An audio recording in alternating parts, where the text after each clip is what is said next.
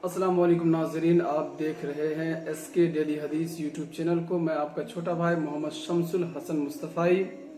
उम्मीद करता हूं दोस्तों आप सब खैर आफियत और तबीयत से होंगे। अल्लाह करीम आप सभी को खुश रखे, सलामत रखे। बिस्मिल्लाहिर्रहमानिर्रहीम।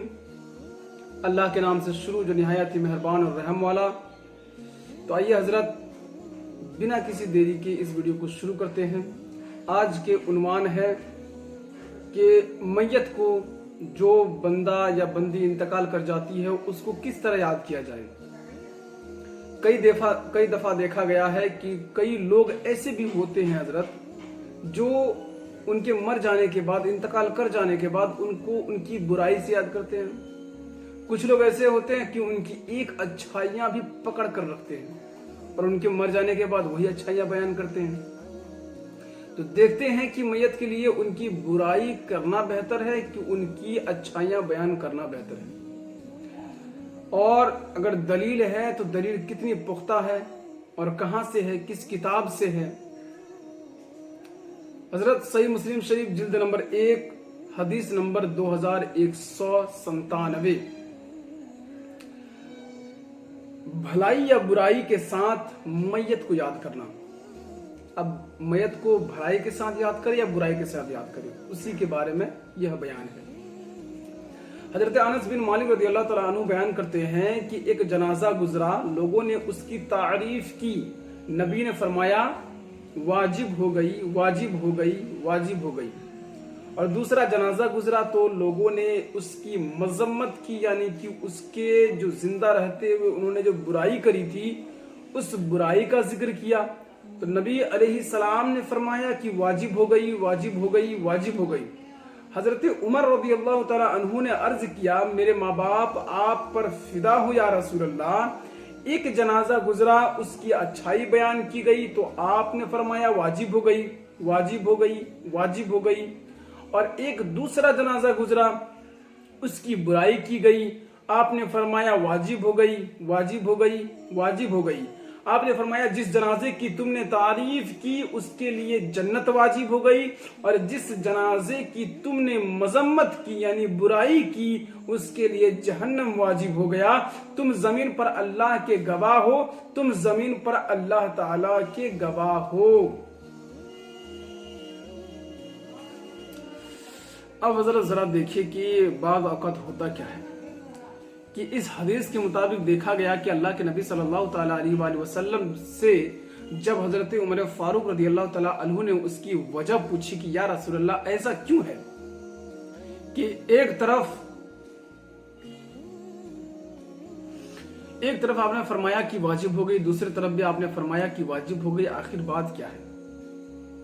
क्योंकि जब एक मैयत को लेकर जा रहे थे तो उस वक्त उनकी अच्छाई बयान की गई तो आपने फरमाया वाजिब हो गई। दूसरी दफा आप जब एक मैयत को और लेकर जा रहे थे तो उनके लोगों ने बुराई बयान की तो आपने फरमाया वाजिब हो गई। तो या रसूल अल्लाह ये क्या वजह है। अल्लाह के नबी फरमाते हैं कि जिस इंसान की तुमने बुराई की उन पर जहन्नम वाजिब हो गई, और जिस इंसान की तुमने अच्छाई बयान की उसके लिए जन्नत वाजिब हो गई। अब हजरत इस हदीस से मालूम पड़ गया हम सबको, और यह बात हमेशा याद रखिए हजरत, क्योंकि आज अगर आप किसी की अच्छाइयां बयान करेंगे तो कल आपकी बुराई अल्लाह करीम बयान किसी को करने नहीं देगा। भरोसा अल्लाह रब्बुल करीम पर रखे और एकता भरोसा रखे, इतना भरोसा रखे कि अपनी जान से ज्यादा रखे।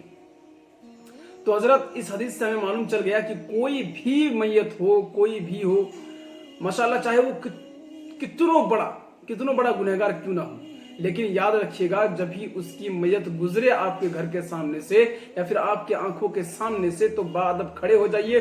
उसके बाद ये कहे कि ये बंदा जो था मेरे साथ ऐसे ही बेहतरीन सुलूक किया करता था।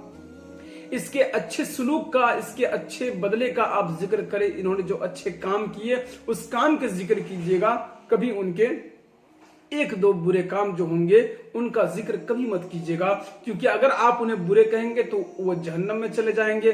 अगर आप सब उन्हें अच्छे कहेंगे तो आपकी दुआ की बदौलत उसे जन्नत मिल सकती है इस हदीस के मुताबिक।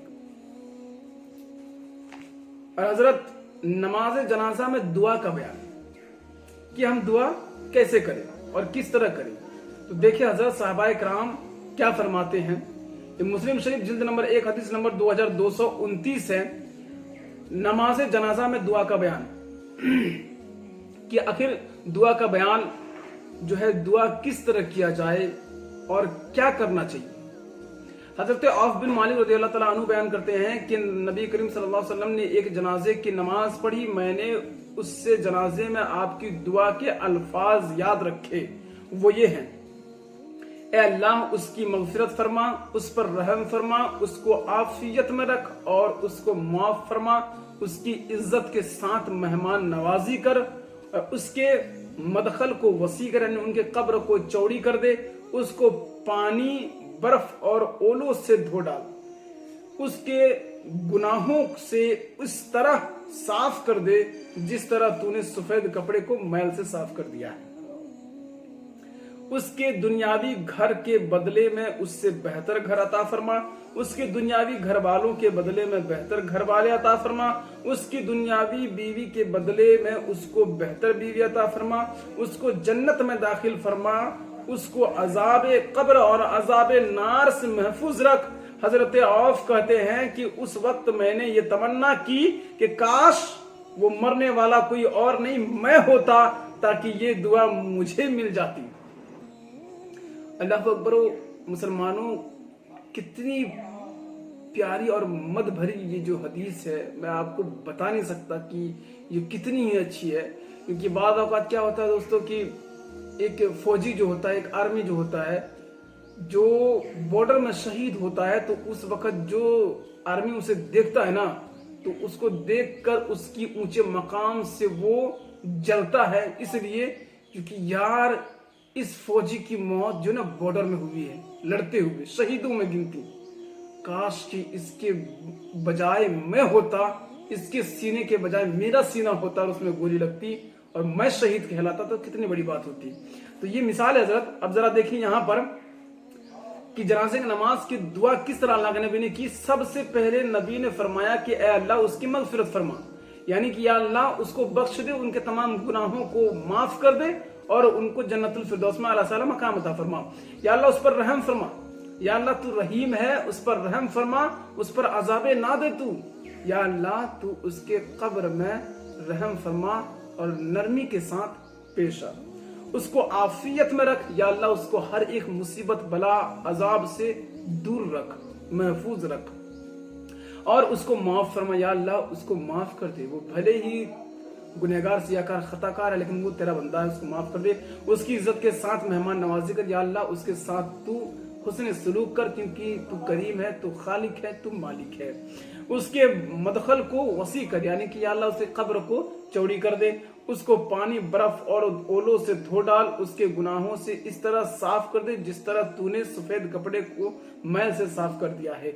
यानी कि जिस तरह ओले बर्फ और पानी से जिस तरह कपड़े धोते हैं तो पूरा साफ हो जाता है, तो अल्लाह करीम से दुआ करते हैं उसी तरह तू उस बंदे के तमाम गुनाहों से साफ शफाफ कर दे और उसे बेहतर घर अता फरमा और उससे बेहतर रिश्तेदार कब्र में भी अता फरमा।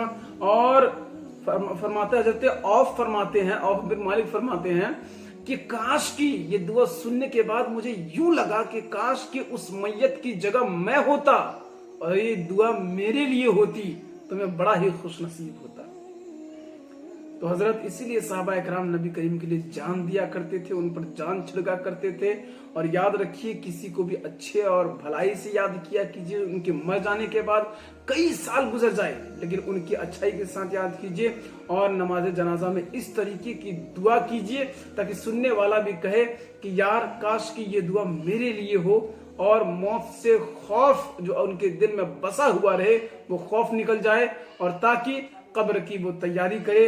और अल्लाह करीम हर एक इंसान को कब्र की तैयारी करने की तौफीक अता फरमाए, मौत की तैयारी करने की तौफीक अता फरमाए। खैर दोस्तों, अगर वीडियो अच्छी लगी हो तो लाइक कीजिए, शेयर कीजिए, सब्सक्राइब कीजिए और हमारे चैनल के बेल आइकन को क्लिक कर दीजिए ताकि कोई भी वीडियो आपको नोटिफिकेशन के जरिए आप तक पहुंचते रहे।